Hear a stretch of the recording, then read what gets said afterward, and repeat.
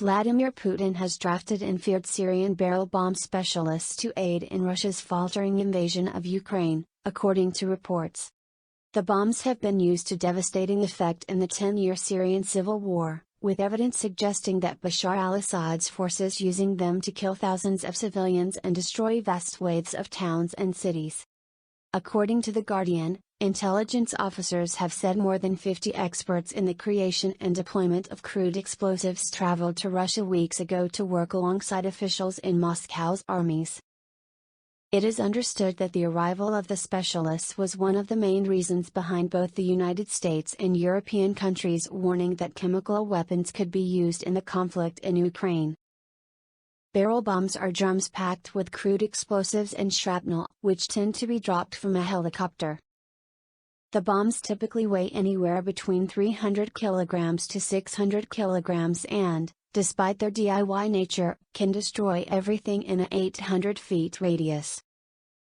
As well as explosives, al-Assad's regime was also accused of filling canisters with deadly chemicals, such as chlorine, and dropping them on towns and cities held by opposition forces, killing hundreds and sparking human rights abuse allegations. Al-Assad has denied that his forces ever used such weapons. In 2014, Human Rights Watch said it documented 650 sites where it was suspected barrel bombs were dropped in Aleppo alone. In 2020, Amnesty International said barrel bomb attacks had killed more than 11,000 civilians since 2012. Human Rights Watch reported scenes that were different to conventional bombings, finding larger, irregular-sized craters. Barrel bombs proved particularly effective for al-Assad's military in pushing the rebels back during the 10 years of war in Syria, largely down to the fact that the government had air capabilities while the rebels did not. In Ukraine, this is not the case. Kyiv's forces are armed with an array of anti-aircraft missiles that can shoot down helicopters and fighter jets, which has prevented Russia from ever winning air superiority. Speaking to The Guardian, one European official said that this has likely acted as a deterrent, and could be the reason barrel bombs have not yet been seen in Ukraine. "We know the capacity is there, but if they use it, they lose. We will know who's done it, and they will likely be killed anyway," the anonymous official told the newspaper. While barrel bombs don't appear to have been in Ukraine so far, it would not be uncharacteristic of Putin to deploy such weapons to advance his military objectives in a war that has already claimed the lives of thousands of innocent civilians. Putin's forces have been accused of carrying out several war crimes in Ukraine since the Russian president ordered his forces across the border on February 24. In one case, a Russian missile strike hit a theater in Mariupol being used as a shelter by hundreds of civilians. It is believed as many as 600 were killed. There have also been reports of Russia using cluster bombs and munitions, that are banned under international law by a 2008 treaty, although it was not signed by Russia or Ukraine. It was reported in April that hundreds of Russian-trained Syrian fighters have signed up to fight alongside Russian troops in Ukraine. These include Syrian soldiers, former rebels and experienced fighters who fought for years against the Islamic State group in Syria's desert. By April, only a small number appeared to have arrived in Russia for military training ahead of deployment on the front lines. Although Kremlin officials boasted early in the war of more than 16,000 applications from the Middle East, U.S.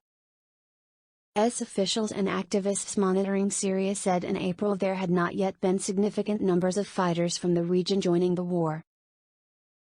As Russia shifted its focus to the east of Ukraine after being pushed back from Kyiv, Putin named General Alexander Dvornikov, who commanded the Russian military in Syria, as the new war commander in Ukraine. Though some question how effective Syrian fighters would be in Ukraine, they could be brought in if more forces are needed to besiege cities or to make up for rising casualties. Dvornikov is well acquainted with the multiple paramilitary forces in Syria trained by Russia while he oversaw the strategy of ruthlessly besieging and bombarding opposition-held cities in Syria into submission. Among the fighters to sign up to fight in Ukraine were members of Brigadier General Sahel al-Hassan, Rami Abdurrahman, who heads the Britain-based Syrian Observatory for Human Rights, and opposition war monitor, said last month. Around 700 members of al-Hassan's 25th Special Missions Forces Division, known in Syria as the Tiger Force, left Syria to fight along Russian forces, Abdurrahman said. The numbers could not be independently confirmed. Pro-government activists posted videos over the past 2 weeks on social media showing members of the Tiger Force performing military drills including parachuting from helicopters. Russian officers appeared in one of the videos advising the paratroopers inside a helicopter as al-Hassan praised the young men by tapping on their heads. It was not immediately clear if the videos were new. Abdurrahman said there are also volunteers from the Russian-trained 5th Division, the Ba'ath Brigades, which is the armed wing of Assad's ruling Ba'ath Party, and the Palestinian Quds Brigade, made up of Palestinian refugees in Syria. All have fought alongside the Russian military in Syria's war. The Russians are looking for experienced fighters. They don't want anyone who was not trained by the Russians, Abdurrahman said. The Tiger Force took credit for some of the biggest government victories in the 11-year conflict. It was involved in a months-long Russian-backed campaign into the rebels' last enclave, located in the northwest province of Idlib, which ended in March 2020 with government forces capturing a vital north-south highway, though rebels remain in control of the enclave. Al-Hassan is one of Russia's men and Russia will depend on him, said Omar Abu Layla, a Europe-based activist who runs the Deir Ezzor 24, a Syria war monitoring group.